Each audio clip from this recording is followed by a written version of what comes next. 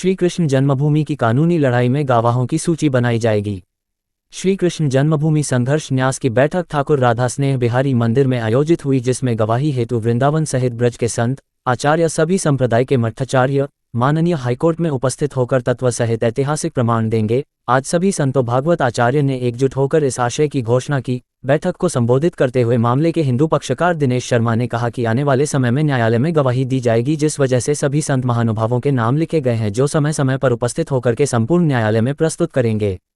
महंत मान डॉक्टर आदित्य आनंद जी, गौड़ीय वैष्णव श्रीधराचार्य जी महाराज, पुष्टिमार्गीय संत श्री हरि सुरेशाचार्य ने कहा कि हम न्यायालय में भगवान श्री कृष्ण की प्रत्येक लीला के साक्ष्य के आधार पर देने को तैयार हैं। भगवान योगेश्वर श्री कृष्ण की जन्मभूमि पूर्णतया मुक्त होगी, मुगलकालीन इमारत अतिशीघ्र हटेगी। बैठक का संचालन प्रवक्ता राजेश पाठक ने किया।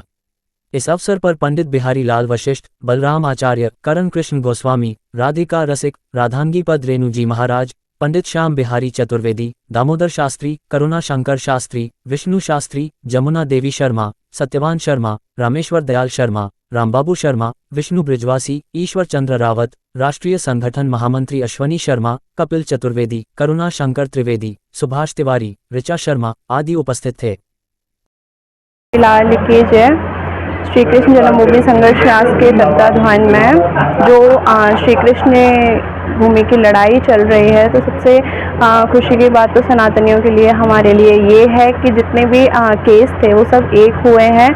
और हम हिंदुओं के लिए थोड़े दुख का समाचार ये भी है कि हम हिंदू होकर, हम सनातनी होकर हम अपने ईश्वर का प्रमाण साबित करना चाह रहे हैं। क्योंकि सबसे बड़ी बात तो ये होती है, हमें भगवान के लिए किसी कागज़ के टुकड़े का जो हम ये सबूत देना चाह रहे हैं, एक तो ये हमारे लिए दुख की बात है।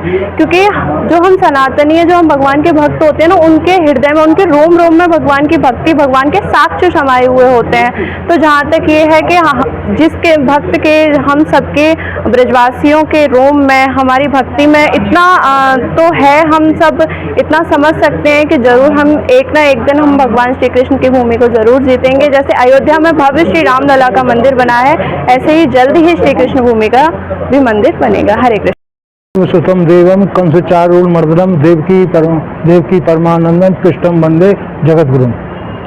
भगवान श्री कृष्ण के जहाँ मथुरा में जन्म हुआ था, जन्मभूमि सारे विश्व में विख्यात है। हम भगवान के नाम से जीते हैं और भगवान के नाम पर ही मरते हैं। न्यायालय में जो विचाराधीन मुकदमे चल रहे हैं, उसमें हर प्रकार के साक्ष्य देंगे। सभी ब्रजवासी एकजुट होकर और साक्ष्यों को जो प्रमाणित करके, और हम जो है श्री कृष्ण जन्मभूमि को मुक्त कराएंगे। श्री कृष्ण जन्मभूमि संघर्ष न्यास जो प्रयास कर रहा है, दिनेश शर्मा जी प्रयास कर रहे हैं, सभी ब्रजवासी संत और जितने भागवत आचार्य सब उनके साथ हैं। हम लोग चाहते हैं कि हमको जो है, न्यायालय भी जानता है कि इतने साक्ष्य हमारे पास मौजूद हैं, लेकिन जो है फिर भी न्यायालय एक प्रक्रिया होती है, उसके द्वारा वो जो है निर्णय देना चाहता है, और निर्णय अवश्य जो है कृष्ण जन्मभूमि मुक्त होगी और ईदगाह वहाँ से हटेगी। जय श्री राधे। जन्मभूमि संघर्ष न्यास के सभागार में एक बैठक हुई, उसमें सभी संत महानुभावों की उपस्थिति रही। माननीय न्यायालय द्वारा एक ऐतिहासिक निर्णय दिया गया, जिसमें माननीय न्यायालय ने सभी श्री कृष्ण जन्म स्थान से संबंधित मुकदमों को स्वीकार कर लिया है, मेंटेबल मान लिया है। उसी परिप्रेक्ष्य में आने वाले समय में सभी संत भगवान की न्यायालय में गवाही होगी।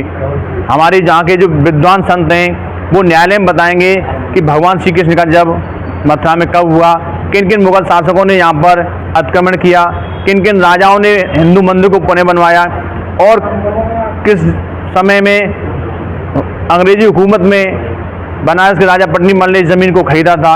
खरीदने के बाद में आदरणीय मदन मोहन मालवीय जी ने इस ज़मीन को पुनः रजिस्ट्री कराई थी। तो इन सारे साक्ष्यों की जानकारी सभी संत भगवान न्यायालय में देंगे। उसी परिप्रेक्ष्य में ये मीटिंग आयोजित की गई है।